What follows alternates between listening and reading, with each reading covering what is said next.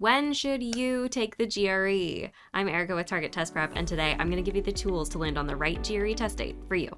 First, let's talk about when you can take the test. GRE scores are valid for 5 years. This means that your test date should be at most 5 years before your last application deadline. 5 years seems like a long time, but you'd be surprised at how often this maximum time limit creeps up on people who push back their application year again and again to pursue personal or professional goals and end up needing to retake. What's much more common, though, is getting into trouble with the minimum time limit. GRE scores are reported to you and any institution specified on test day within 8 to 10 business days.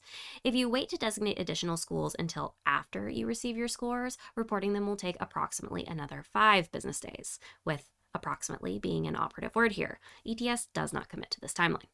This means that your test date should be a minimum of 2 to 3 weeks out from your first application deadline.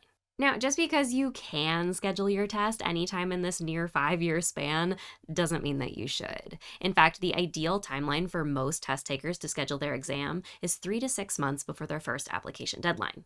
There are 2 reasons for this. First, it gives time for a retake. ETS data shows that around 60% of retakes result in a score improvement. Honestly, that's probably not as high as it should be, but it's high enough to justify their value. Now, while you can technically retake the GRE every 21 days, I don't typically recommend this. There's just not enough time between attempts to address what went wrong the first time.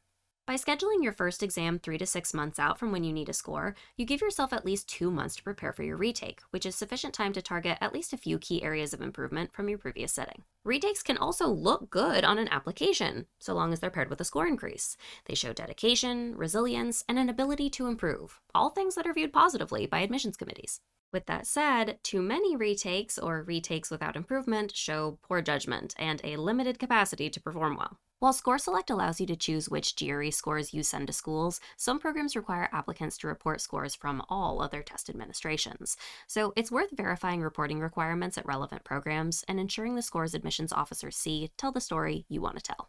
But not only does scheduling 3 to 6 months out give time for a retake, just as importantly, it also gives time to focus on other elements of your application. Many students hyper-focus on their test to their detriment, pushing out their test date to the last possible minute to maximize their study time, or retaking right up to their deadline to eke out a few extra points. But this comes at the expense of the rest of their applicant profile. Personal statements and other essays in particular are hard work and benefit from a structured multi-week approach involving brainstorming, outlining, drafting, and multiple rounds of feedback from peers and mentors with subsequent editing passes. The last few months before your deadlines are an excellent time to shift your attention to these other application elements, and having your test out of the way facilitates a more intensive focus. But this applies in the other direction as well. By testing at most 6 months before your deadlines, you help ensure you don't end up in this drawn-out year or multi-year long test prep process. I've seen applicants become so consumed with their test that their real goal, getting admitted to and attending a program, gets completely lost. Remember, test score is just one piece of the full application picture. Invest in each piece of your application commensurate with its importance. Now, when exactly in this range you schedule your test date depends on you. The primary driver should be giving yourself enough prep time to achieve your goal score. I go into more detail on both how to set a goal score and how long it should take you to reach it in my What is a Good Score in 2026 video, so I recommend checking that out for guidance on developing an individualized study timeline. But it's also worth thinking about how the test fits into your life.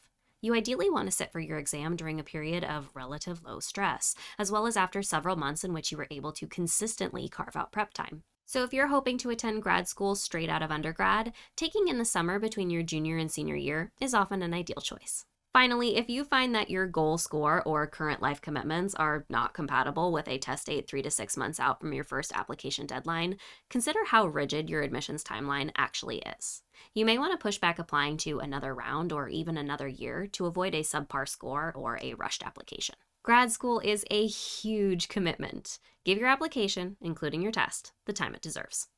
Hopefully this video has given you the confidence to schedule your test date. Subscribe for more advice from me and the other experts here at Target Test Prep, and I'll see you in the next one.